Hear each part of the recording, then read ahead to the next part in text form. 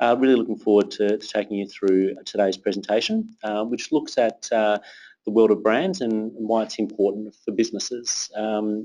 As I mentioned, my name's Neil, and I was the co-founder and managing director of a brand strategy and research agency in Melbourne called The Lab. And we work across a whole range of different industries and categories, from FMCG brands such as John West and Legos, entertainment brands, Channel 9 to AFL or cricket. Also work in energy with the likes of Origin, and particularly and most recently, probably most relevant for you guys, we've been doing a lot of work in the finance sector with the guys at Net Wealth. And a lot of the work we've been doing there is helping them understand their brand and how they can create more value and more meaning with their end consumers and clients by unpacking the category, unpacking their brand and the relationship people have with their brand, and ultimately what Net Wealth need to do to have a much deeper and more meaningful relationship in what is a very competitive category.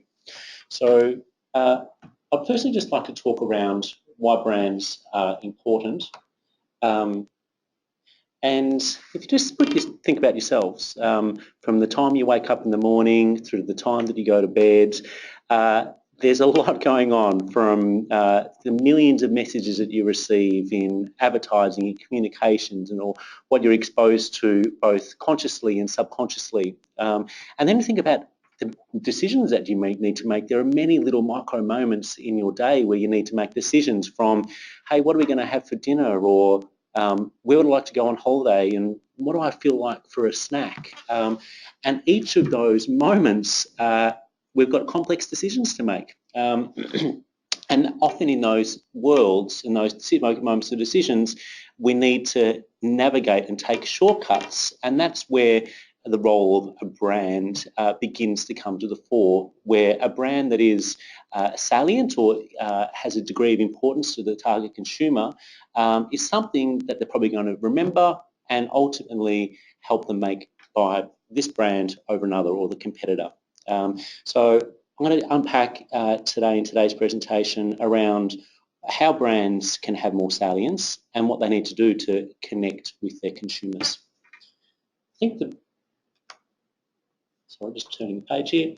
I think the really important thing to think of with brands, and often when people speak to us about brands, they think about ads or they think about logos, but it's much, much more than that. A brand is everything from the signature and the logo, but it's what the brand stands for. It's all the experiences. It's every single touch point.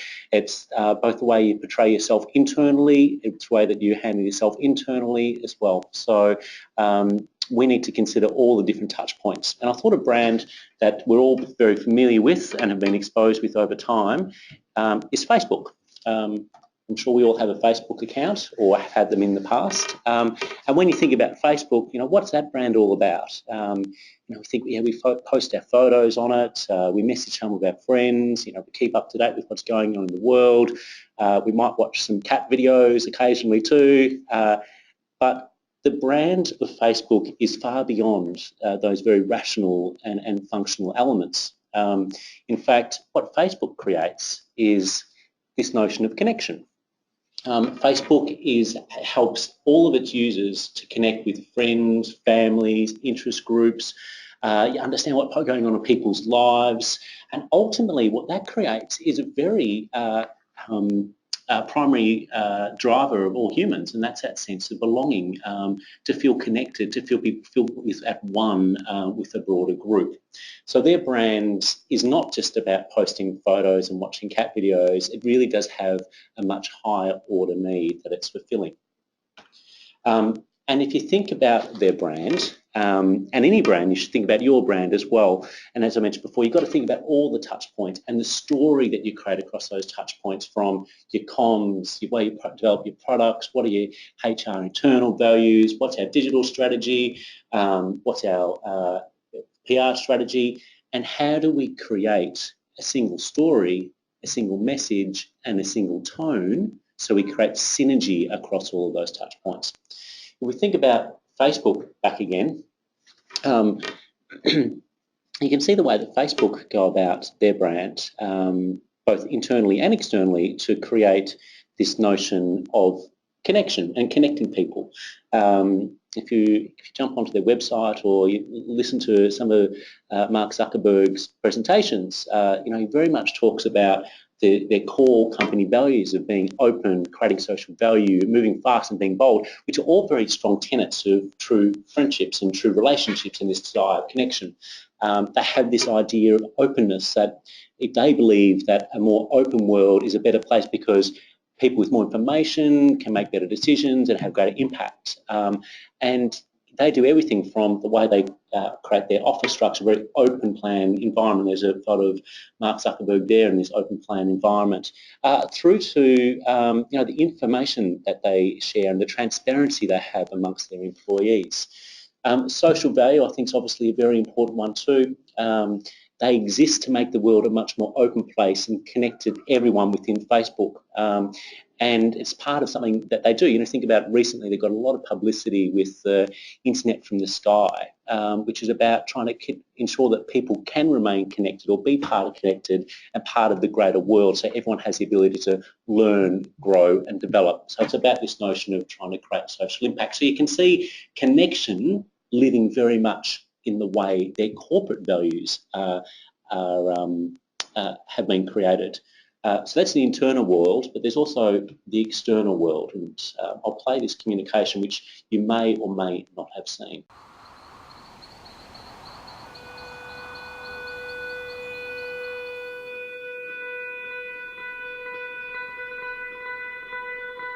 Chairs. Chairs are made so that people can sit down and take a break. Anyone can sit on a chair, and if the chair is large enough, they can sit down together and tell jokes, or make up stories, or just listen. Chairs are for people, and that is why chairs are like Facebook. Doorbells, airplanes, bridges. These are things people use to get together, so they can open up and connect about ideas and music and other things that people share.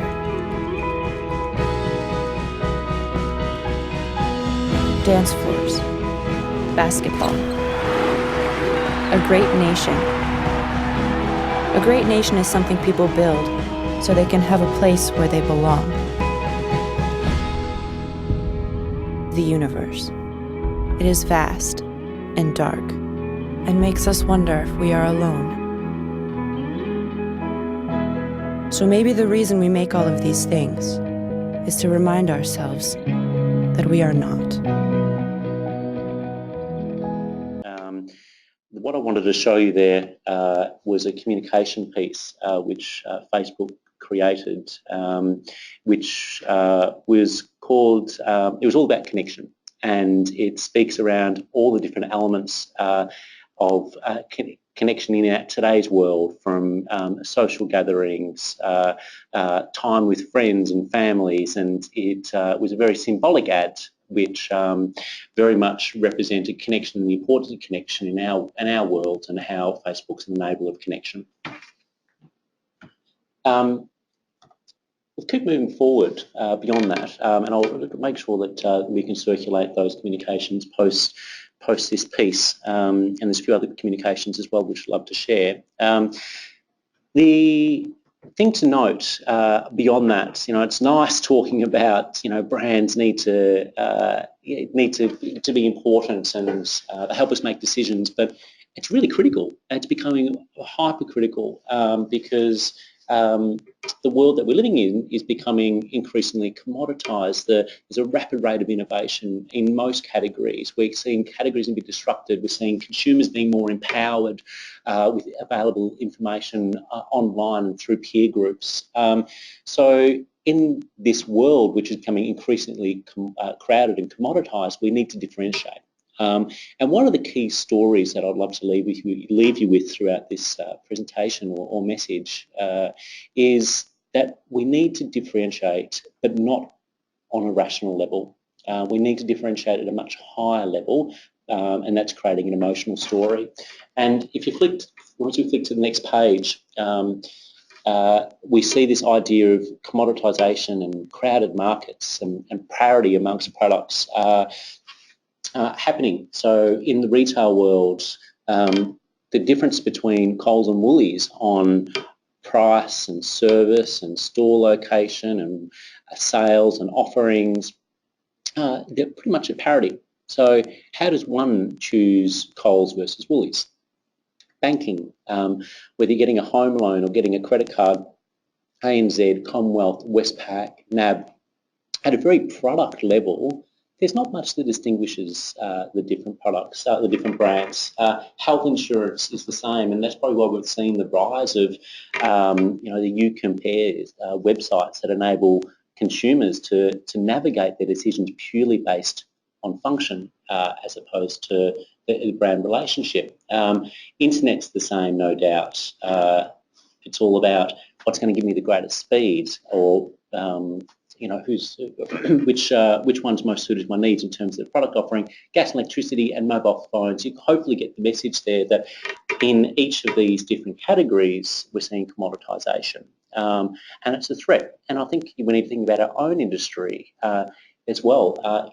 Is our industry being commoditised? And if it is, and we've got similar functions and offers and features than some of our rivals, how do we begin to stand out from the crowd? So a relevant case study I wanted to talk you through here was some work that we did with Pac Brands. Excuse me. And the work we did with Pac Brands was looking at two of their core offerings within the workwear range, which is Hard Yakka and King G. So back when we did this work, maybe 3 or 4 years ago, all of their clothes and garments were produced pretty much in the same factory and sold through the same retail chains. And there was pretty much at a product level not a lot that pulled the range apart. So in this world, how do we begin to pull these brands apart? So what we looked at here was trying to pull them apart, not at a product level, but a far more symbolic, ideological, emotional level. So the stories that we created around the brand were very different. The story of Hard Yakka was around a story around hard work, perseverance, resilience is something that embodies success. And when we help to create the communications, and you probably will remember these, the communications of men in mines with picks, the sun going down, they've been working all day, their sweat on the brow, their hands are dirty with mud and really strenuous activity. So we communicated not by selling the product, but by selling the identity of success through hard work. I've got the communication or the ad to play in a moment, but I don't think it's going to work. But hopefully that you can have a sense of nostalgia when you hear about that ad, because that was maybe 3 or 4 years ago now. King G, on the other hand, their communication piece didn't go into this world of hard work and strenuous activities. It actually went to a world of ingenuity and smarts. So whilst the Hard Yakka was talking about dirt, sweat, hard activities, this was more around feeling calm, collected, clean-shaven, very thoughtful and considered in the way they go about the business.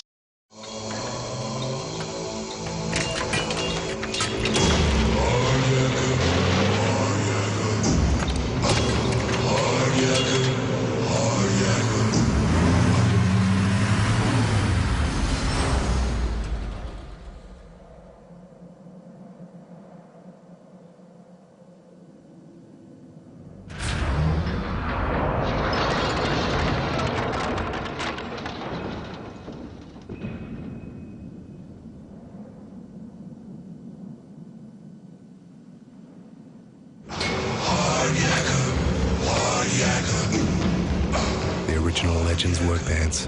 Nothing's tougher. He's got it. So has he.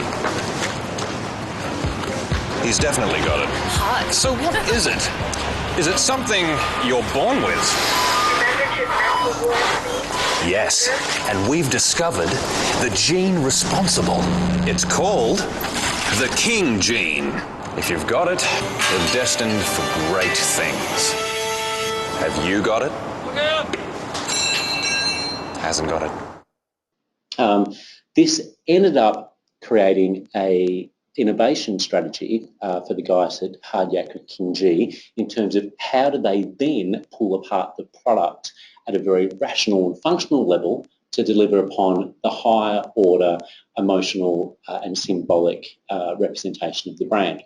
So with Hard Yakka, if it's all about working hard and capability, the clothes were all about toughness. So they were clothes that wouldn't let you down, designed for the tough days at work. So they might have been double layering on the knees and non-tear materials, where King G, that's all about smarts and ingenuity, where the product innovation ended up going with things such as compression wear and wash and wear or easy to breathe clothing. So you can see how both the emotional story and the product story hung together. And that's why we feel that it's important that we do develop brands and develop brands that go beyond a product story and connect at an emotional and symbolic story, because that's when truly the brands begin to stand out in a world which is becoming increasingly commoditized and greater product parity. There's been a lot of research conducted from particularly in the world of neuroscience around how we make decisions. And I like to think that I'm a rational creature, and I think most of us like to think that, but unfortunately we're not. And we're very much an emotionally driven. 95% of the decisions that we make in life actually happen before we know they happen, so they occur in our subconscious, and they're all emotionally driven. And the way that a lot of the psychologists and neuroscience talk around it is it's system one decisions. They're systems that happen in your subconscious based purely on emotion.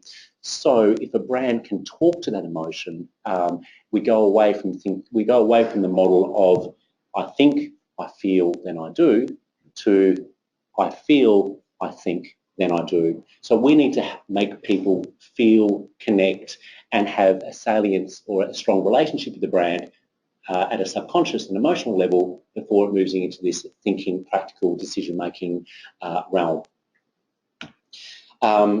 And here is the next chart to hopefully bring this to life a little bit. And this is the way that we think about branding, is we need to speak to consumers in the consumer world and not only the product and service world.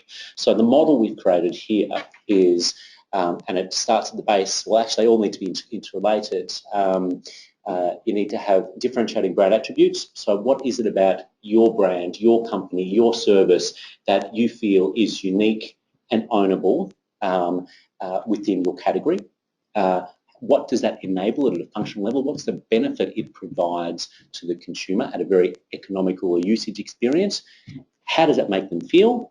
And then ultimately, what does that say about the customer? So an example that I think is interesting here is you think about motorbikes. And they're, again, I don't drive a motorbike, so I'm probably not an expert to talk in the category. However, if you think about Harley Davidson, you know, there's a load of different motorbikes in the marketplace, and you could talk about, they've probably all got very similar engine capacity and speeds and so forth. And if you've got a strong motor, what's the functional benefit of that? Well, you're probably on a Harley Davidson, it's probably going to help you go a little bit faster. How's that going to make you feel when driving a Harley Davidson? Well, you might feel a sense of freedom, but ultimately, what does someone get the greatest value out of in driving Harley Davidson? And that is right at the identity level, which is, you know, I sit on Harley Davidson, I begin to feel like a bit of a bad boy, a bit of a rebel. And you can see how the brand talking in that space becomes clearly differentiated than other products in the marketplace. I then move on to this next chart, and this is a fair bit of psychological theory by a psychologist, Carl Jung, and he broke down the way that we make decisions based on symbology and emotion into these two clear axes. So if you look at the horizontal axes, we talk around this idea of wanting to belong and connect, and Facebook's probably sitting over there, and VB and brands like that, I've got Dove there as an example. It's about connecting and feeling like you belong to a body or to a group. On the other side, you've got this notion of exploring. This is a sense of independence and standing on our own 2 feet, and they might be brands like North Face or Jeep that sort of sit over in that world. And then on the other axis, you've got this idea of stability and control and certainty, and that's often very much a space which is important in the world of finance. You seek control, you seek stability when it comes to the category. You see a lot of brands play in this world. The other element, if you move up the vertical, we have this world of hero. And hero is about change, mastery, risk, growth. Strap on some Nikes and feel like you can conquer the world. And you can see how different brands play in different spaces. And one thing which I think is worth consider about for your brand is think about your category, think about your offering, and think about your point of difference. And what archetypal role do you feel like you're wanting to play here? Is it about providing this sense of stability and control to your consumer or to your customer, to give them certainty as they navigate this really complex world of wealth management? Is it magician? Is it about transforming and growing and taking them to new places which they didn't think they would? Or even the sage space, is it about providing wisdom and advice and direction on what they could possibly do? Or is it actually over in the caregiver space, providing emotional support and comfort, because often sometimes financial decisions are challenging, and you need someone who's sort of got your back in these spaces. So hopefully as you look at that, you can see that brands can play different roles or different stories, and that again talks to this symbolic emotional space that I was referring to before. As I mentioned, we've done a fair bit of work with the guys at NetWealth over the last last year or so, and I'm not going to get bogged down in this too much, but you can see just quickly how different products talk to different archetypal needs. So you look at something like BT Super, that sort of probably sits somewhere to the left there, Super for life. It's very convenient, it's simplified, you jump on the website, it's highly visual, easy to get. So it probably sits in this really regular guy world. Then you take something like Nutmeg, and that's probably shifting right up into this transformation sage space. Definitely knowledgeable, loads of information, but it's clear and simple, and it probably moves them up into this sage space. I think the interesting thing is when we start looking at all the different brands that play in this world, it's a highly competitive space, and they very much cluster either down to this ruler caregiver world or more over to the hero and sage space. So you can see where the majority of the brands begin to play.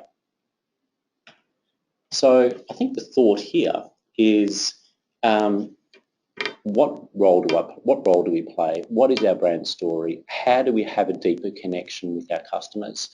And that starts with actually understanding your audience and understanding their needs and the best way to deliver upon them. We were very fortunate to spend a fair bit of time hanging out with some of a whole range of different customers, and understanding what makes them tick when it comes to financial products.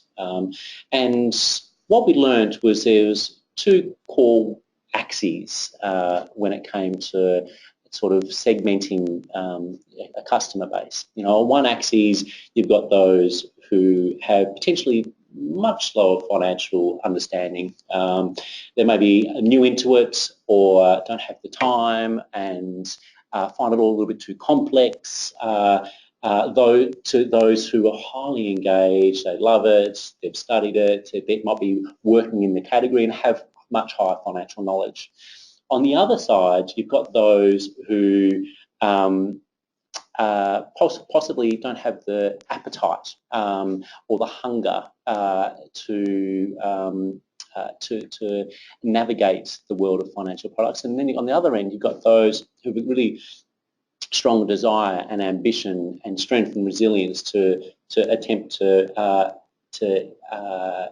work out this world of financial products for themselves. So that creates that the resilience category.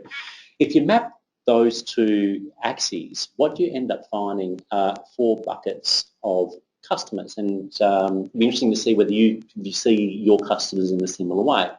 In the bottom left-hand corner there, we've got this idea of needing reassurance. These guys, in some of the research we've done, have said, oh, I find this world really scary. And often I find that I'm just a number, and I don't think people really truly think about my needs, and I end up putting into a funnel, and I just spit out what they feel is right for me, and I don't know who to trust in this world, and it's all a little bit daunting. And where the opportunity for these guys is to provide reassurance, to offer financial support, be a real person. I remember speaking to one financial planner actually, and they were saying, Neil, one of the things that happens with me before I even get into determining their financial products is understanding what their needs are and how I can help them emotionally through that journey when developing financial products and solutions for them. So that's that first base of needing reassurance, and maybe interesting in this world as well of needing reassurance, it's simplifying things, speaking like a real human. And unfortunately, I've got an ad, sorry, in this bottom left-hand corner, which I wanted to show you, but it's not working. And this is an ad that's on TV at the moment. I think it's ANZ Bank, and it talks around the mistrust and the concern that people have in the world of finance, and particularly around super. And it very much talks to how this brand helps provide reassurance and comfort. I think Amy would be another brand that would sit in this world, that they've always got your back, they're always there for you no matter what problem arises. And that's, I think, quite an interesting space for financial advisors to play to capture that need. The next space here is what we call searching for possibilities. So these guys want to get involved, but they've got low financial knowledge. So they're hungry, they've got desire, they probably have less knowledge, so they're looking for emotional support, and you've got to give them the sense of self-belief, but they want to know what's possible and how to get there. And a communication piece which I thought could have been quite interesting to show you there is ANZ World Shapers. Jessica Watson appears in the communication. You see how this piece of communication shows how the brain's bucketing down, the waves are crashing on a boat, and she talks about pushing through adversity, anything is possible. And this is sort of these guys. They know it's hard to turn in this world, but they're resilient and putting effort in. And I guess the role for us is to be able to help them see the path and the direction they're taking. The world is right behind me. The world is out there waiting for you. The world is about challenging yourself. The best things in this world should be easy to learn and difficult to master. The world's innovations need more nurturing. The world is what you make it. ANZ, your world, your way.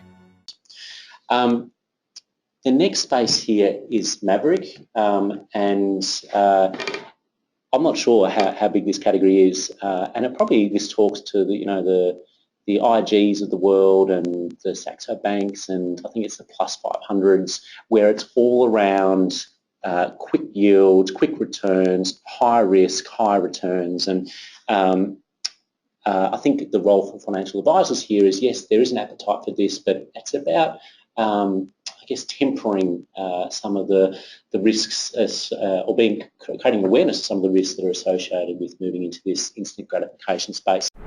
And now for today's financial news. 中国制造业预测 Le cours de l'or est environ à $1,300. Commodity net long positions continue their downward spiral, and what's more, Chinese manufacturing forecast now in single digits. German consumer index up. Gold is around 1,300. As events unfold, you need a global trading platform that's ready when you are. At Saxo Bank, we empower you to seize the opportunity. Anytime, anywhere. Here was the communication again, which was the Saxo Bank, which very much spoke around this idea of instant gratification, making financial decisions on the go, on your mobile, in the now, quick wins, and yeah, unfortunately we can't play, but we will definitely share that with you later. And lucky last, which is demand and transformation. These guys are similar to the guys on the left there, which are searching for possibilities, but the difference is they're knowledgeable. They've got an appetite for it, but they want to be pushed, they want to be stretched, they want to see new ways of doing things.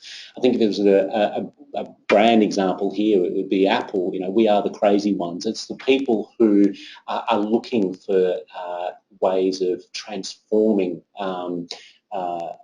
there now, and I didn't put this ad in because I think I particularly don't like the communication, but there's an ad from Colonial First, and it starts off, and there's a guy in his petitioned office, and Thunderstruck begins to be played, and you know he throws his work behind him, and he just begins to start this new life. He's like transforming. He demands change, and that's very much the world that plays in. That's sort of a wrap in terms of what I want to take you through today. Hopefully, apologies that some of the communications did not work, so I probably may have been harder to follow in some stages. But what I would love to leave you with as a takeaway is the worlds that we play in, whether we are playing in the FMCG category or we are in the finance sector, it is definitely becoming more commoditised and it's becoming more disrupted and more competitive and a rapid rate of innovation.